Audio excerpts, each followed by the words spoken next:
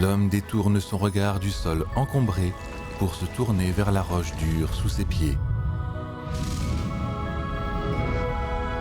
De nombreuses machines géantes explorent le sombre monde souterrain. C'est là que commence l'histoire d'aujourd'hui.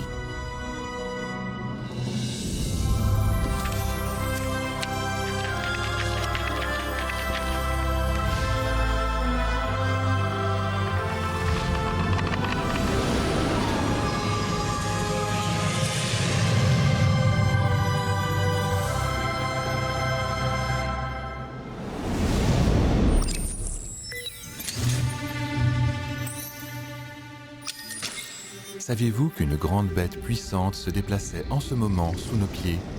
Cette bête est le tunnelier.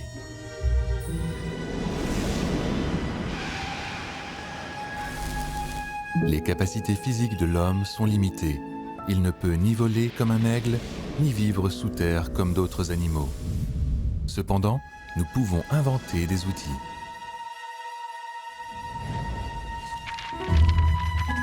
Si l'invention du vaisseau spatial est née de la quête de l'homme pour une lumière infinie, le tunnelier est le premier pas dans notre exploration du monde obscur.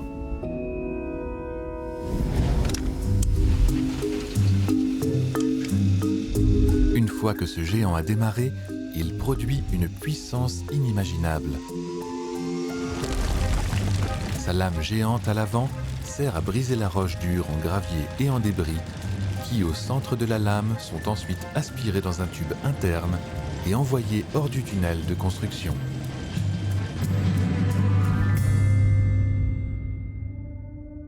Le tunnelier qui avance laisse sur son passage un tunnel qui, à tout moment, risque de s'effondrer. Mais c'est là qu'intervient l'imagination humaine. Les ingénieurs donnent à cette créature de 150 mètres de long et pesant 6000 tonnes une nouvelle fonction pour qu'il construise tout en creusant.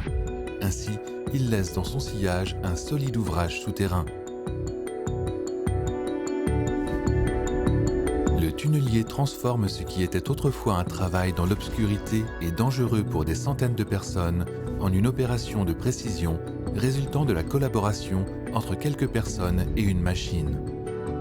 Pour la première fois dans l'histoire de l'humanité, on avance librement dans le sol. Toutefois, la création de ce colosse d'acier est d'une complexité impressionnante.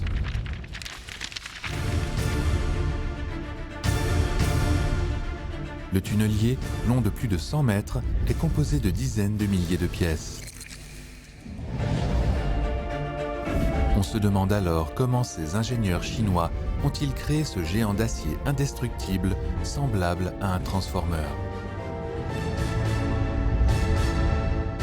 板太厚了以后，我焊接无法一次性焊透，就无法到达我的根部，那我的整个焊接变形也会大，造成毁灭性的打击。 Le sondage est indispensable pour assembler les pièces.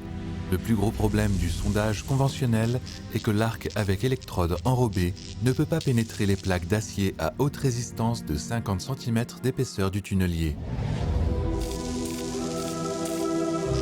Le tunnelier chinois adopte une technologie avancée de soudage par fusion profonde à haute énergie qui utilise un laser à haute énergie dans la zone de soudage du métal pour former un bain de soudage de 2500 degrés Celsius avec un contrôle précis de la profondeur de soudage.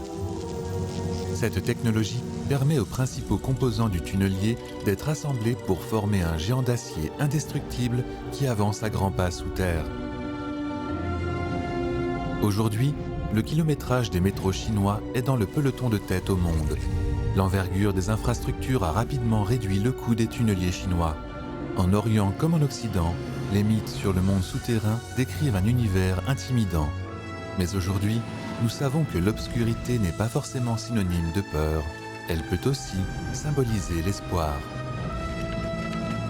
C'est ça, la Chine des merveilles.